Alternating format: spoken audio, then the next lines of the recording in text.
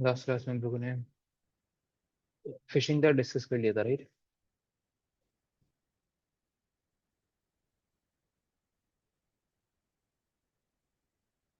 फिर फिशिंग वेलिंग यहाँ तक डिस्कस कर लिया था। ठीक है।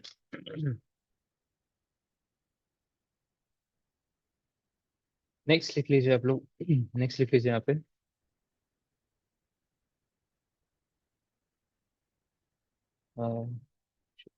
फिशिंग के अंदर कंप्यूटर बेस चल रहा था ना आप लोगों का। कंप्यूटर बेस के अंदर मैंने आपको फर्स्ट टेक्निक जो बताया था लास्ट क्लास में, वो था फिशिंग। और फिशिंग कुछ types, spear phishing and whaling, right? इसमें सेकंड आप कैटेगरी और लिख लीजिए एक और, जो कंप्यूटर बेस्ड सोशल इंजीनियरिंग के अंदर आता है, उसको बोला जाता है फार्मिंग।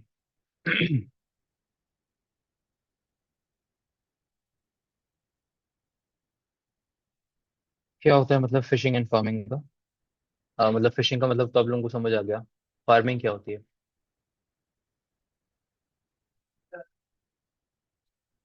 मॉर्निंग, बताइए।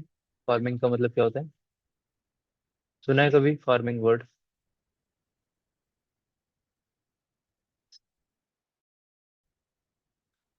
ठीक है। नहीं।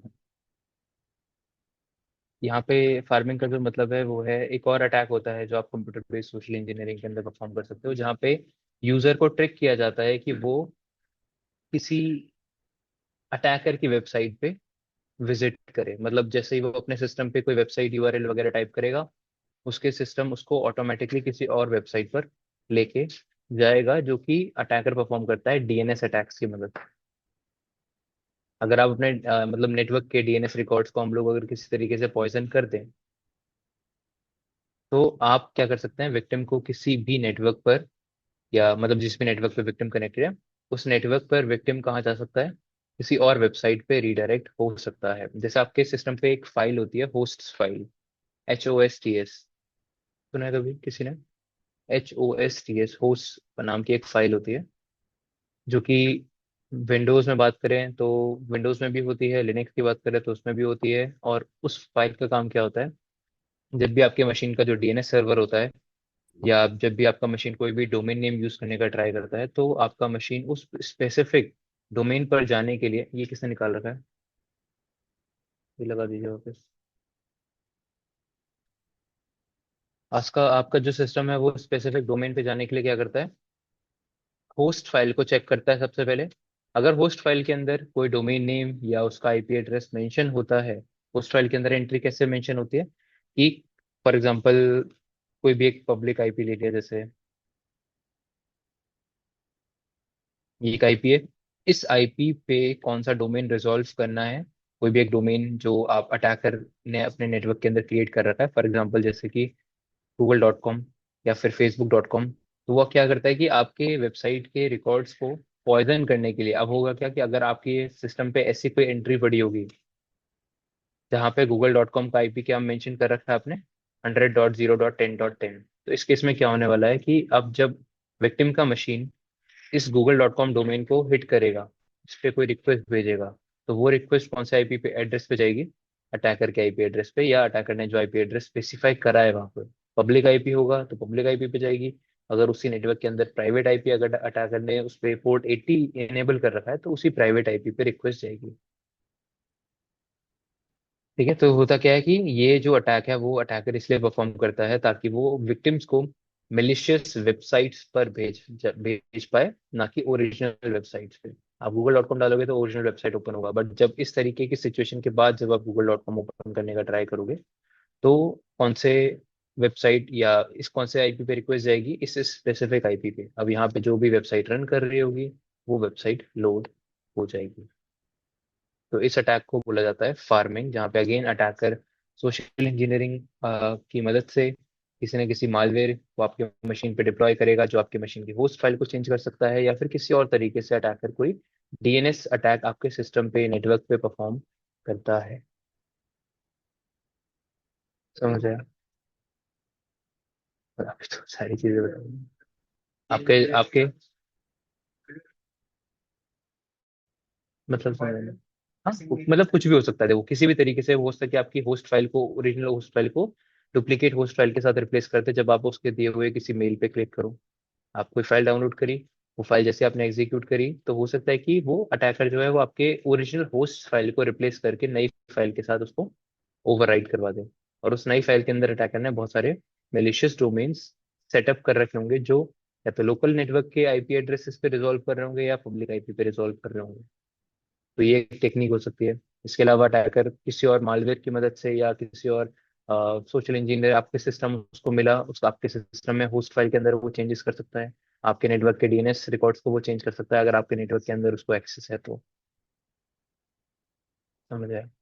तो वो यहाँ पे किसी तरीके से विक्टिम को मैनिपुलेट करेगा ताकि उसके सिस्टम उसे मिले थोड़ी देर के लिए, या फिर आपके स्पेसिफिक कोई फाइल आपको मेल पे भेजेगा, मैसेज कर सकता है, व्हाट्सएप पे भेज सकता है, और वो फाइल जैसे आप एग्जीक्यूट करोगे तो वो ओरिजिनल मालवेयर मतलब ओरिजिनल होस्ट फाइल को शायद डुप्लीकेट फाइल्स के साथ रिप्लेस कर दे। तो उसकी वजह से आपका ये जो अटैक है वो पॉसिबल होता है। तो कॉन्सेप्ट दोनों का आपको क्लियर होना चाहिए, फिशिंग एंड फार्मिंग में कंफ्यूजन नहीं होना है। फिशिंग में अगर आपको जो कंटेंट भेजता है मेल के अंदर लिख के, उस मेल वाले कंटेंट में कुछ भी मेलिशियस हो सकता है और वो चाहता है कि उस मेल के थ्रू आप इंटरेक्ट करो विक्टिम के साथ। ठीक है, तो विक्टिम इंटरेक्ट करे अटैकर के साथ। और फिशिंग के अंदर ही अटैकर फार्मिंग अटैक भी परफॉर्म कर सकता है, जहाँ पे अटैकर ने अगर आपको कोई लिंक भेजा है क्या व्हाट्सएप पे, फेसबुक पे, मेल पे या कहीं पे भी, वहां पर उस मेल में जिस तरीके का कंटेंट है वो कंटेंट अगर आप अपने सिस्टम पे डाउनलोड करोगे, सेटअप करोगे, तो आपके सिस्टम के डीएनएस रिकॉर्ड्स में चेंजेस हो जाएंगे, जिससे अटैकर आपको ऑटोमेटिकली किसी दूसरे वेबसाइट्स पर, मेलिशियस वेबसाइट्स पर रिडायरेक्ट करेगा। तो फार्मिंग का सिंपल सा कॉन्सेप्ट है कि अटैकर यहाँ पे विक्टिम को मेलिशियस वेबसाइट्स पे रिडायरेक्ट करता है, ना कि ओरिजिनल वेबसाइट्स पे। तो सिंपल सा इसका कॉन्सेप्ट है फार्मिंग एंड फिशिंग। तो ये दोनों टेक्निक्स किसके अंदर आएंगी? आपकी कंप्यूटर बेस्ड सोशल इंजीनियरिंग के अंदर। ठीक है, तो ये डिफरेंस पूछा जा सकता है बहुत बार, एग्जाम में भी ये चीजें आ सकती हैं, तो आप लोग फार्मिंग के बारे में भी समझ लीजिएगा कि फार्मिंग क्या होती है, किस तरीके से डिफरेंस है इसका फिशिंग के साथ। क्लियर हुआ? चलिए, होस्ट फाइल के बारे में यहाँ पे जरूर लिख लीजिएगा आप, HOSTS। लिनक्स में बात करो तो वो /etc/host, मतलब ये लोकेशन ETC फोल्डर के अंदर होती है ये। और अगर आप विंडोज की बात करो तो विंडोज में C drive, then Windows, then system 32 के अंदर ETC के अंदर, सॉरी सिस्टम 32 के अंदर ड्राइवर, ड्राइवर के अंदर ETC। ये लिख लो फुल लोकेशन अगर आपको लिखनी है तो। Windows, system 32, drivers, ETC, host. ये विंडोज में होती है। और लिनक्स की अगर बात करें तो लिनक्स में आपको मिलेगी /etc/hosts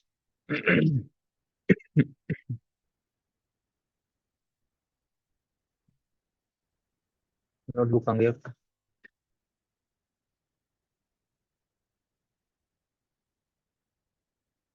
क्या? होस्ट फाइल की लोकेशन है जो विंडोज और लिनक्स में आपको मिलेगी। विंडोज में ऊपर वाला मिलेगा, नीचे वाला लिनक्स के लिए।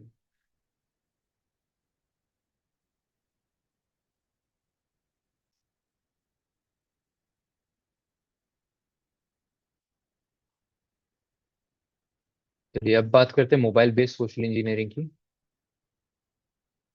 तो यहाँ पे सबसे पहले अगेन फिशिंग की कुछ कैटेगरीज हैं, जो मैंने बोला था कि हम लोग मोबाइल बेस्ड के अंदर भी फिशिंग के कुछ टाइप्स को डिस्कस करेंगे। पहली टेक्निक जो यहाँ पे है वो अगेन एक फिशिंग का टाइप है जिसको बोला जाता है SMS फिशिंग या फिर स्मिशिंग। इसको SMS फिशिंग या स्मिशिंग बोला जाता है।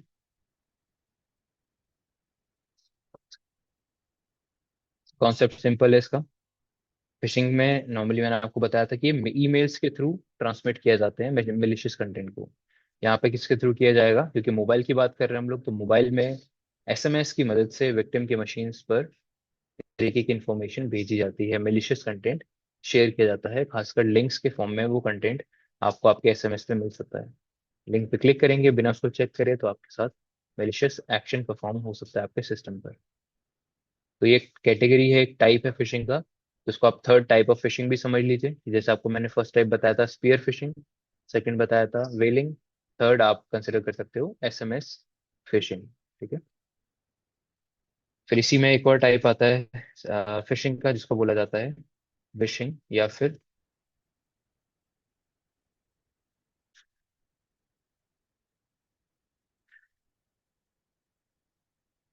लिख लीजिए, फिशिंग ओवर वॉइस। मतलब विक्टिम, मतलब अटैकर विक्टिम को कॉल कर सकता है और आपको गाइड कर सकता है कि आप इस पर्टिकुलर लिंक पे क्लिक करिए, आप यहाँ पर जाइए, आपको एक मेल आया होगा, आप ओटीपी शेयर कर दीजिए। इस तरीके के कॉल आपके पास आते हैं जहाँ पे अटैकर खुद आपको गाइड करता है कि क्या करना है। जैसे आपको इम्पर्सोनेशन के थ्रू वो बैंक मैनेजर बन के या किसी भी तरीके से आपको कॉल कर सकता है, एंड फिर आपको गाइड करेगा कि आपका स्पेसिफिक कुछ भी कार्ड या कुछ ब्लॉक ब्लॉक हो चुका है, और अगर आप अनब्लॉक करना चाहते हैं तो आपको मैं एक मेल भेज रहा हूँ। उस मेल में एक लिंक होगा, उससे एक सॉफ्टवेयर डाउनलोड होगा, उसमें कुछ डिटेल्स आप डाल देना अपनी, कुछ भी करवा सकता है अटैकर आपसे उस स्टेप्स को फॉलो करवा के। ठीक है। तो जब अटैकर वॉइस पे फिशिंग परफॉर्म करता है, कॉल करके आपको फिशिंग करता है, आपको कॉल करके आपको कुछ स्टेप्स बताता है जहां से आप कुछ मेलिशियस कंटेंट अपने मशीन पर डाउनलोड करते हैं, तो उस टेक्निक को स्पेसिफिकली बोला जाता है voice over, sorry, fishing over voice या विशिंग। ठीक है। वॉइस फिशिंग बोल सकते हैं या फिशिंग ओवर वॉइस बोल सकते हैं। तो ये टेक्निक भी एक टाइप है फिशिंग का, जो अटैकर्स परफॉर्म कर सकते हैं अगेन मोबाइल डिवाइसेस के अगेंस्ट।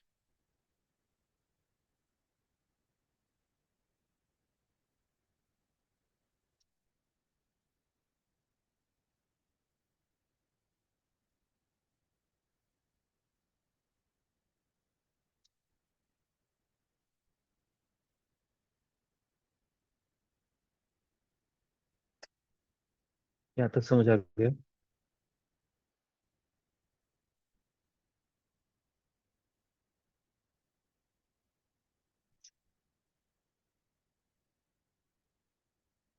ठीक है, तो ये सारी टेक्निक्स हैं जो आपको पता होनी चाहिए सोशल इंजीनियरिंग के अंदर, जिनके थ्रू अटैकर आपके ऊपर कोई भी अटैक परफॉर्म कर सकता है। ठीक है? इसमें टेक्निकल जो टेक्निक्स हैं वो फिशिंग ही है इकलौती, जहाँ पे आप फिशिंग में ये सीखते हैं कि किस तरीके से मेलिशियस लिंक या कंटेंट आप क्रिएट कर सकते हो, फिर उसको आइडेंटिफाई कैसे कर सकते हो अगर आप लोग बचना चाहते हैं फिशिंग अटैक से। ठीक है। यहाँ तक समझ आ गया सभी को? क्लियर है? कोई डाउट यहाँ तक? चलिए, अब इसमें जो प्रैक्टिकल्स हैं उसकी बात कर लेते हैं। तो प्रैक्टिकल परफॉर्म करने के लिए एक बार आप पहले खाली पेज ओपन कर लो आप लोग।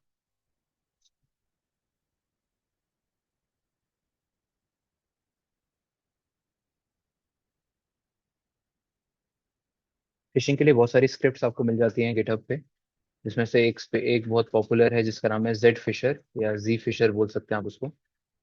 गिटहब पे आपको मिल जाता है जेड फिशर के नाम से। इसके अलावा आपके सिस्टम पे पहले से ही, मतलब काली के अंदर भी एक प्री बिल्ट टूल होता है जिसका नाम होता है एसई टूल किट या सोशल इंजीनियरिंग टूल किट। ठीक है। तो वो पहले से आपके मशीन में होता है काली के अंदर। सो वेट करते हैं एक बार ये काली स्टार्ट हो जाए, फिर आप लोगों को फिशिंग के कुछ टेक्निक्स हम लोग डिस्कस करेंगे।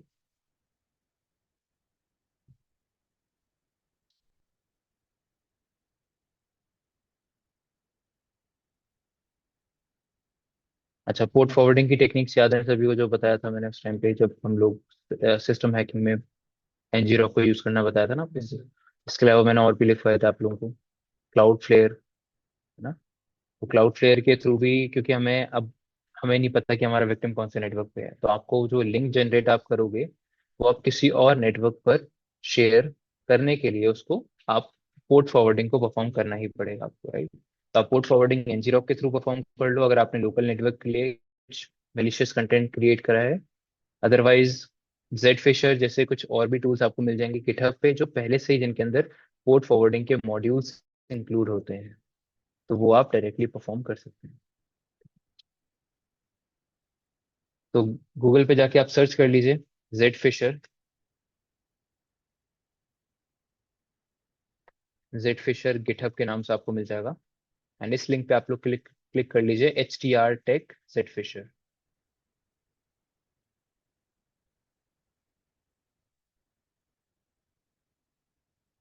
सारे स्टेप्स आपको दे रखे हैं, बहुत सिंपल है, इसको यूज करना ज्यादा डिफिकल्ट नहीं है। तो आपको मैंने बता रखा है गिटहब से कोई भी टूल कैसे अपने काली पे आपको क्लोन करना है। तो आप लोग लिंक कॉपी करके काली पे आ जाइए।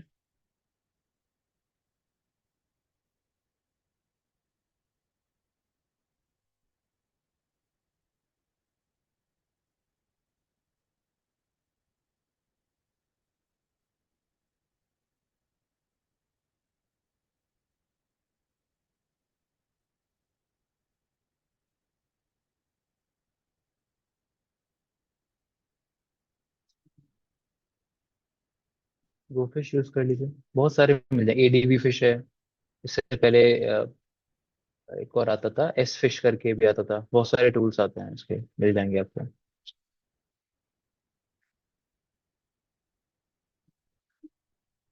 वो पे बेस्ड हो। बिल्ड तो देखो टूल्स को करना पड़ेगा ना आपको। आपको गो फिश को यूज करने के लिए उसका इन्वायरमेंट सेटअप करना पड़ेगा। बाकी जो टूल्स आपको मिलते हैं वो ज्यादातर पाइथन पे बेस्ड होते हैं। बाकी अगर कोई टूल आपका किसी और लैंग्वेज पे बेस्ड है, पर्ल बेस्ड है, गो बेस्ड है, तो आपको वो सेटअप पहले इन्वायरमेंट करना पड़ेगा। मेरे पास जैसे ऑलरेडी है, बट आप लोग कैसे इसको सेटअप करोगे? आप यहाँ पे टाइप करोगे गिट क्लोन, और ये जो लिंक है आप इसको पेस्ट कर दीजिए जो आपने कॉपी किया था। इसको आप लोग यहाँ पे सेटअप कर सकते हैं। जब ये क्लोन हो जाएगा तो आप क्या करेंगे, इस डायरेक्टरी के अंदर जाएंगे जिसका नाम होगा जेड फिशर। एलएस करेंगे यहाँ पे तो कुछ फाइल्स आपको देखने के लिए मिलेंगी, जिसमें सिर्फ आपको ये स्क्रिप्ट रन करना है जो ऑटोमेटिकली जो भी रिक्वायर्ड चीज होंगी उनको इंस्टॉल करेगा आपके सिस्टम पे। और उसके बाद टूल का जो मेन इंटरफेस है वो आपको दिखाएगा। ठीक है। तो जेड फिशर आप यूज, अच्छा जेड फिशर से पहले मैं आपको अ, दूसरा वाला टेक्निक भी बता, चलो यही देख लेते हैं पहले, कोई प्रॉब्लम नहीं है। तो इसको रन करने के लिए आप क्या करोगे, कौन से कंपाइलर से इसको आप एग्जीक्यूट करेंगे? बैश क्यों? क्योंकि यहाँ पे क्या लिखा हुआ है लास्ट में, एस एच, है ना? एक्सटेंशन अगर फाइल का एस एच है, पी वाई मतलब पाइथन का होता तो पी वाई होता है, राइट? तो आपको याद रखना है कि जिससे एक्सटेंशन का है, अगर नहीं पता तो आप डॉट स्लैश करके कर लो उसको। लेकिन अगर पता है तो बेटर है कि आप, हाँ तो इसमें गिटहब पे जो मिलेगा ना वो एग्जीक्यूटेबल होते हैं पहले से। अगर एग्जीक्यूटेबल नहीं हो तो आप एग्जीक्यूटेबल बना लीजिएगा। जैसे आपको पता चल रहा है कि एग्जीक्यूटेबल है ये, सभी को एग्जीक्यूट करने की परमिशन है। अगर नहीं है तो आप एग्जीक्यूट कर लीजिए इसको, क्योंकि वो इसको आप एग्जीक्यूट कर रहे हो तो जिस भी स्क्रिप्ट को इनमें से जो भी फाइल एग्जीक्यूट आप करना चाहते हो उनके पहले आपको उसको एग्जीक्यूटेबल परमिशन देनी पड़ेगी। ठीक है, सी एच मोड से आप दे सकते हो। इस पे ऑलरेडी है तो आप डायरेक्टली इसको रन कर लीजिए,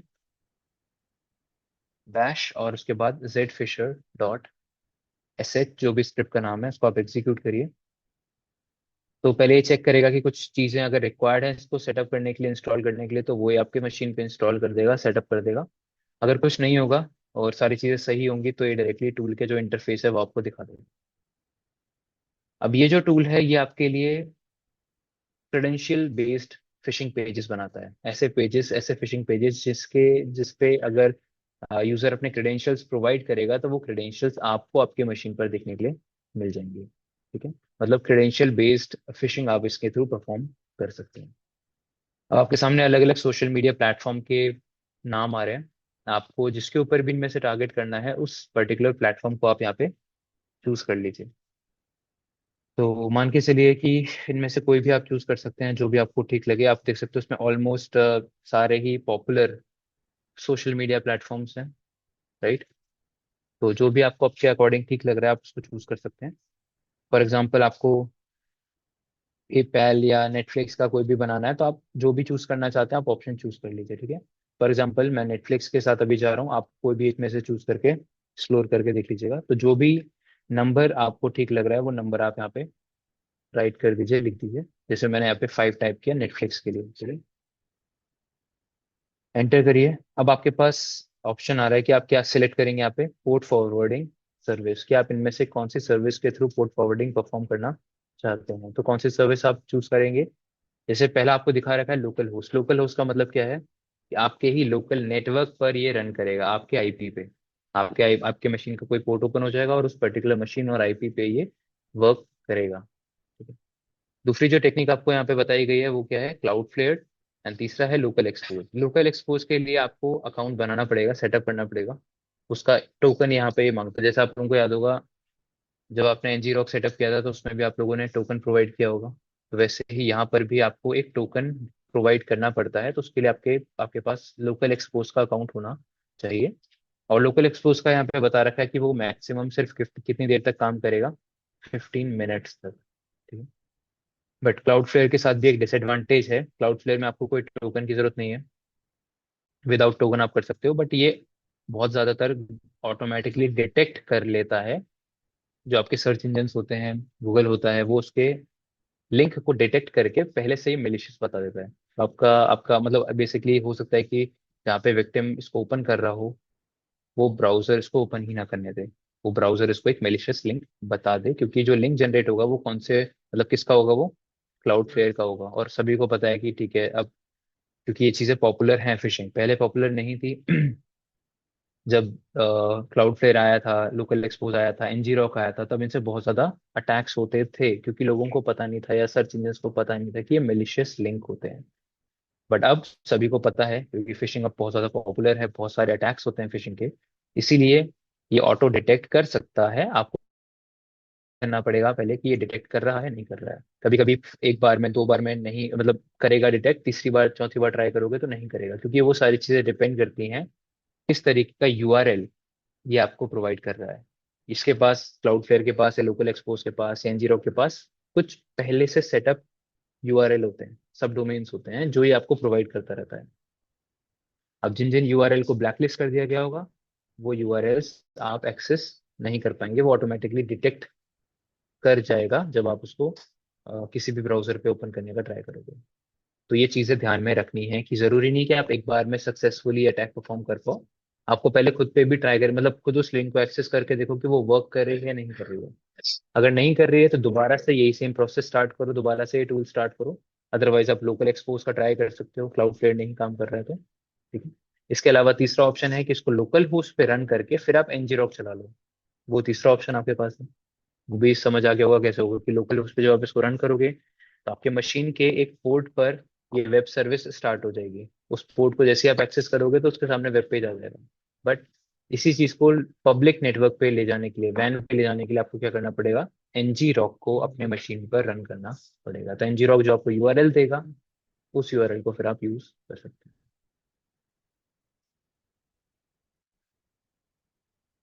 तो फिर तो कहीं पे भी चलेगा आपके राउटर की। राउटर का जो पब्लिक आईपी है, राउटर के जिस पोर्ट पे आपने इसको रन किया है, हाँ आपको असाइन होगा। जो आपकी पब्लिक आईपी, जो आप गूगल पे चेक करते हो ना व्हाट्स माई आईपी, तो वो पब्लिक आईपी पे जिस पोर्ट पे आप इनेबल करोगे पोर्ट फॉरवर्डिंग, वो पोर्ट पे आपका किस किसके लिंक पे। हाँ हाँ। अगर किसी कोई देखेगा तो हाँ पहचान जाएगा कि वो एनजी रॉक का लिंक है, कोई ऑब्वियसली मेन वेबसाइट का लिंक नहीं है। तो यूआरएल को चेंज नहीं कर सकते, उसको आप शॉर्ट कर सकते हो। मैं आपको टेक्निक्स बताऊंगा जिससे आप शॉर्ट यूआरएल कर सकते हो, या फिर मैं कुछ टेक्निक अभी इसी के अंदर बताऊंगा आपको जो आप यूज कर सकते हो, ताकि वो यूआरएल थोड़ा, जब यूजर देखे उस यूआरएल को तो उसे ये लगेगा कि हाँ ये एक्चुअल में कोई वेबसाइट है जिस पे वो क्लिक करने वाला है। तो ऐसी टेक्निक मैं आपको भी बताऊंगा यहाँ पे। आपको परचेस करना पड़ेगा, उस पर सारी चीजें पहले सेटअप करके रखनी पड़ेगी। अगर आपने डोमेन ले रखा है, लेते भी हैं अटैकर, जिनको परफॉर्म करना पड़ता है, एक साथ मिलियंस ऑफ पीपल को उनको करना होता है, तो वो लेते भी हैं डोमेन। और डोमेन कैसे किस तरीके के लेंगे वो भी मैं आपको बताऊंगा फिशिंग के अंदर, कि अटैकर किस तरीके के डोमेन्स लेने के बाद ये अटैक को परफॉर्म करते हैं। तो अभी एक बार मैं सेकंड वाले ऑप्शन के साथ जा रहा हूँ यहाँ पे, क्लाउड फ्लेयर। उसके बाद फिर आगे की चीजें देखते हैं कि एक बार में काम कर रहा है नहीं कर रहा। नहीं करेगा तो सेम प्रोसेस हमें दोबारा से स्टार्ट करना पड़ेगा। अब आपसे बोल रहे हैं कि क्या आप एक कस्टम पोर्ट चाहते हैं, तो आपके ऊपर डिपेंड करता है। अगर आप कोई कस्टम पोर्ट चाहते हैं, मतलब आपके मशीन पे आप कौन सा पोर्ट देना चाहते हो जिसपे ये सर्विस को स्टार्ट करेगा। अगर ऐसा कोई पोर्ट आपको खुद से प्रोवाइड करना है तो यस कर दीजिए, अदरवाइज नो कर दीजिए। तो ऐसा कोई नीड नहीं है। अगर आप नो भी करेंगे तो ये ऑटोमेटिकली जो भी आपकी मशीन का कोई भी डिफॉल्ट पोर्ट, जैसे कि इसने कौन सा पोर्ट ले लिया, 8080, तो ये लोकल होस्ट पे 8080 पे रन कर रहा है। एंड इसके बाद ये क्या कर रहा है, क्लाउड फ्लेयर को लॉन्च कर रहा है। जैसे क्लाउडफ्लेयर को लॉन्च करेगा तो, अच्छा उस अभी ये वो टेक्निक है जो मैं आपको बता रहा था। टेक्निक को बोलते हैं मास्क यूआरएल। मास्क यूआरएल क्या होता है इसको समझ लीजिए ध्यान से आप। ज्यादातर अटैक्स यही टेक्निक को यूज करते हैं।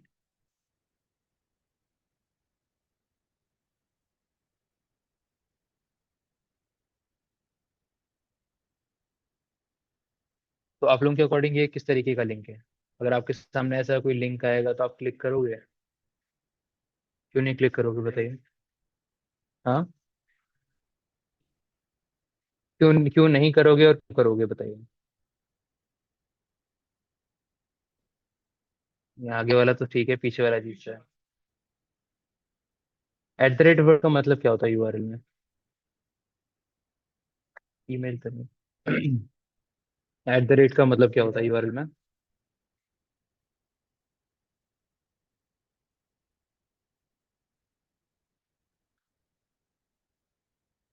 किसी को भी नहीं पता?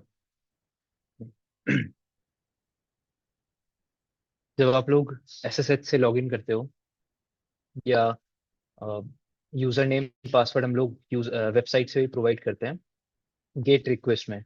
तो हो क्या है कि एट द रेट से, एट द रेट के बाद आपके जैसे एसएसएच का जो कमांड होता है तो उसमें आप क्या डालते हो, user name at the rate, और डोमेन नेम डाल दो, जैसे कि डोमेन नेम कुछ भी है। इस तरीके से लॉगिन कर सकते हैं। अगर इस पर्टिकुलर डोमेन पे या इसके पे इस पे इस ये डोमेन जिस आईपी पे रिजॉल्व हो रहा है उस पर 22 पोर्ट ओपन होगा तो ये कनेक्ट करने का ट्राई करेगा। तो एट द रेट से पहले वाला पार्ट क्या है? User name. और एट द रेट के बाद वाला पार्ट क्या है? डोमेन नेम या आईपी एड्रेस। वही चीज यहाँ पे है। जो पार्ट यहाँ पे एट द रेट से पहले लिखा हुआ है वो विक्टिम को लगेगा कि वो एक्चुअल डोमेन है, क्योंकि विक्टिम इतना चेक नहीं करेगा कि इसमें एट द रेट है या नहीं है, क्या नहीं है। और वो क्या करेगा? वो इस लिंक पे क्लिक करेगा क्योंकि उसको दिख रहा है कि यहाँ पे netflix.com लिखा हुआ है। बट ये netflix.com जो लिखा हुआ है वो एट द रेट से पहले लिखा हुआ है। तो वो कोई डोमेन नेम नहीं है, वो क्या है? यूजर नेम है। ठीक है। और रिक्वेस्ट अभी भी किस वेबसाइट पे जाएगी? जो अटैकर ने आपको प्रोवाइड करी है, जो मेलिशियस वेबसाइट आपको दी गई है उस पर रिक्वेस्ट जाएगी। ठीक है। तो अभी यही टेक्निक, इस टेक्निक को क्या बोला जाता है? Mask URL. आप यूआरएल को हाइड कर रहे हो, बेसिकली आप यूआरएल को मास्क कर रहे हो। उसको उसको सामने वाले को ये दिखाना चाह रहे हो कि उसका यूआरएल कुछ और है, बट एक्चुअल में वो यूआरएल मेलिशियस है। समझ आ रहा है? तो ये टेक्निक अटैकर यूज करते हैं। आपको बहुत सारे लिंक मिल जाएंगे सोशल मीडिया प्लेटफॉर्म पे, या क्या बोलते हैं, मेल वगैरह पे, जो फिशिंग मेल आते हैं उस पे आप अगर लिंक को प्रॉपरली चेक करोगे तो कहीं ना कहीं स्टार्टिंग में आपको दिखेगा कि हाँ एक domain name, proper domain name यहाँ पे दे रखा है, बट क्योंकि वो एट द रेट से पहले लिखा हुआ है तो रिक्वेस्ट कहाँ पे जाएगी? ये सारी चीजें आपका ब्राउजर यूआरएल, मतलब जब आप ब्राउजर पे ये लिंक को टाइप करोगे तो आपका ब्राउजर ये सारी चीजें हटा देगा, और वो सिर्फ रिक्वेस्ट कहाँ भेजेगा? इस वेबसाइट पे। और अगर उस समय आपने ध्यान नहीं दिया कि किस वेबसाइट पे ले रिक्वेस्ट गई है तो आप फिर आपके ऊपर अटैक हो जाएगा। तो इस टेक्निक को क्या बोला जाता है? Mask URL. तो यहाँ पे ऑप्शन आ रहा है कि आप मास्क यूआरएल प्रोवाइड कर सकते हो उसको, तो आप यस कर दीजिए कि हम प्रोवाइड करना चाहते हैं एक मास्क यूआरएल।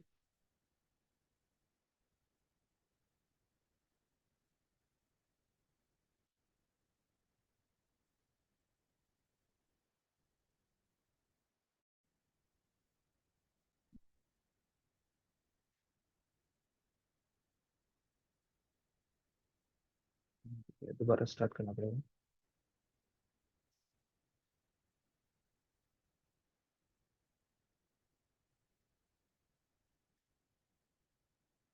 तो ये वाली टेक्निक समझ आ गई आप लोगों को? एक टेक्निक जिसके थ्रू आप एक मेलिशियस यूआरएल को हाइड कर सकते हो। ठीक है।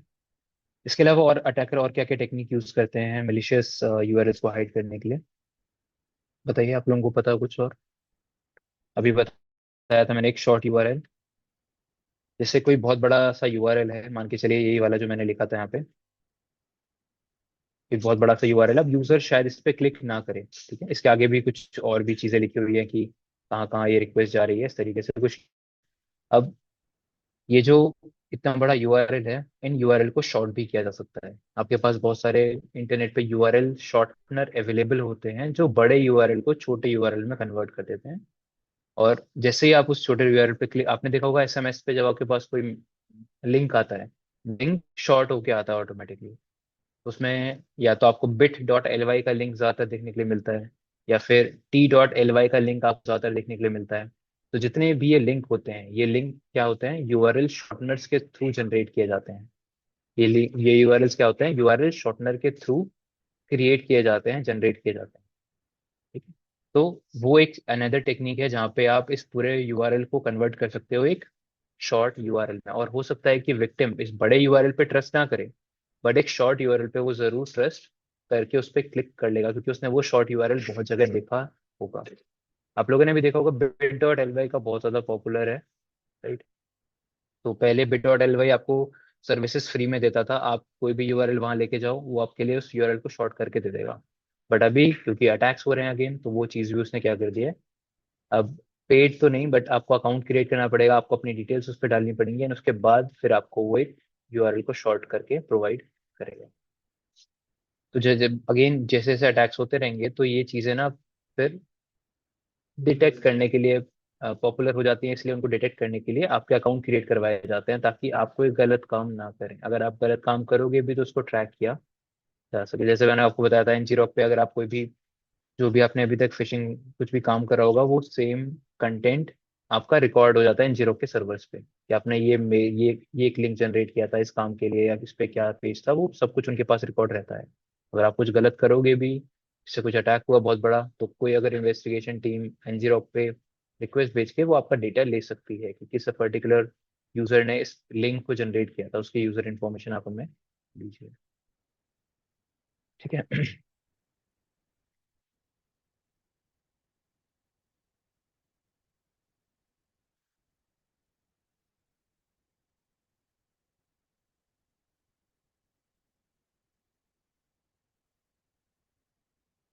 इसके अलावा और क्या टेक्निक हो सकती है हाइड करने के लिए?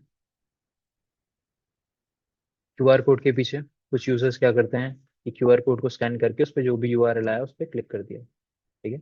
आप क्लिक करोगे आप यूआरएल, तो वो आपके सामने जो भी वेब पेज होगा उसके ऊपर होस्ट कर रहा होगा, वो वेब पेज आपके सामने ओपन हो जाएगा। क्यूआर हाईजैकिंग, क्यूआर हाईजैकिंग तो चलो अलग चीज होगी, बट हाँ फिशिंग में भी क्यूआर हाईजैकिंग का रोल होता ही है, क्योंकि अटैकर्स आपको क्यूआर कोड के पीछे मैलिशियस कंटेंट प्रोवाइड करते हैं। वो आपको बोलेंगे कि आप क्यूआर कोड स्कैन करिए, अब उसमें जो लिंक आएगा आप उस पर क्लिक कर दोगे बिना उस लिंक को चेक करे। या फिर अटैकर क्या करेगा, तीनों टेक्निक को यूज करेगा। वो ये टेक्निक भी यूज करेगा, उसके बाद उस यूआरएल को किसी शॉर्ट यूआरएल में भी कन्वर्ट करेगा, और फिर उस शॉर्ट यूआरएल का क्यूआर कोड जनरेट करेगा, ताकि जब आप क्यूआर कोड को स्कैन करो।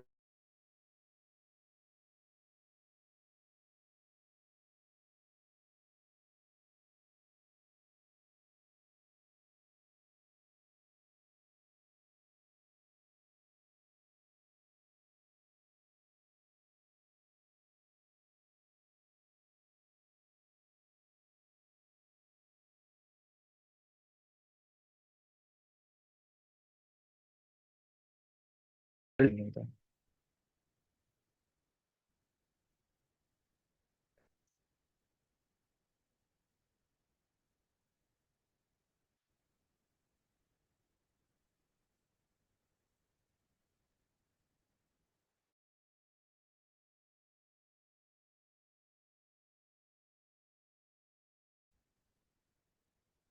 दोबारा एक बार सेम चीज ट्राई करके देख लेते हैं, कोई भी वेबसाइट के साथ।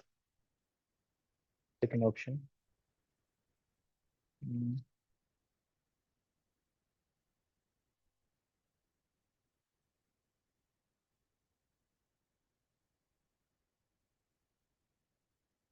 जैसे कि आप यस करोगे वो आपसे पूछेगा कि आप कस्टम यूआरएल क्या देना चाहते हो।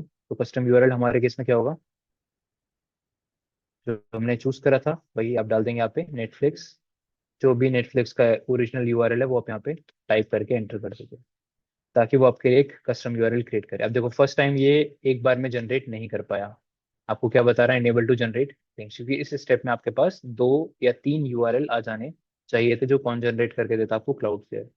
उसको दोबारा एग्जिट करिए, एक बार और ट्राई करके देखते हैं सेम चीज। तो आप चूज कोई और भी कर लीजिए, आपके इंस्टाग्राम चूज कर लीजिए, कोई भी फिशिंग पेज आप लगाइए। अच्छा, इंस्टाग्राम में आपके पास और भी ऑप्शंस आ रहे हैं, अलग अलग तरीके के पेजेस, जैसे traditional login page, auto followers login page, 1000 followers login page और blue badge verify login page. तो अलग अलग तरीके के लॉगिन पेजेस आ रहे हैं, आपको जो भी इनमें से बनाना है आप क्रिएट कर सकते हैं। जैसे ट्रेडिशनल लॉगिन पेज पे आप गए, देन क्लाउडफ्लोर, नो,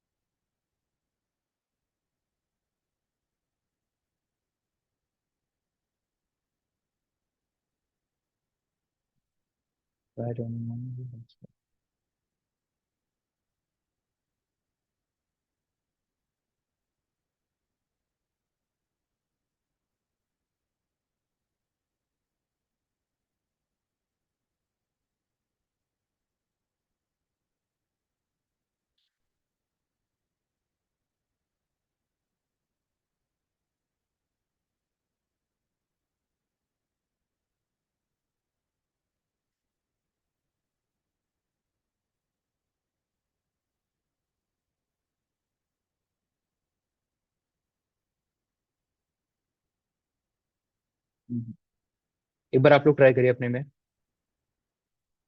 हाँ, ये काम नहीं कर रहा है। नहीं, हुआ है। तो जो लिंक आया है वो आप किसका बनाया था? ओपन करके देखो उस लिंक को।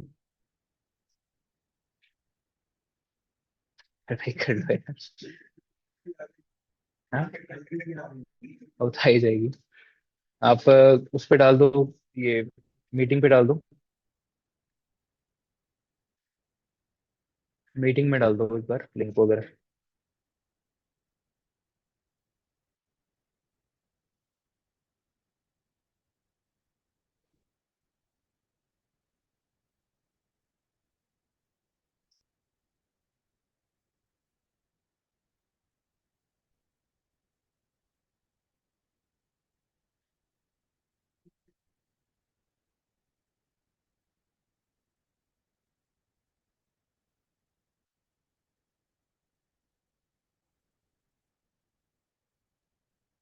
कुछ प्रॉब्लम आ रही है इसमें।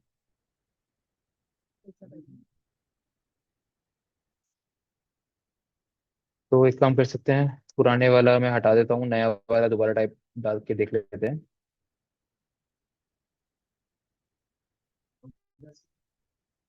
हुआ? भेज दो लिंक, अगर इस पे डाल दोगे तो, या तो ग्रुप पे भेज दो, ग्रुप से कोई फिर यहाँ डाल दो।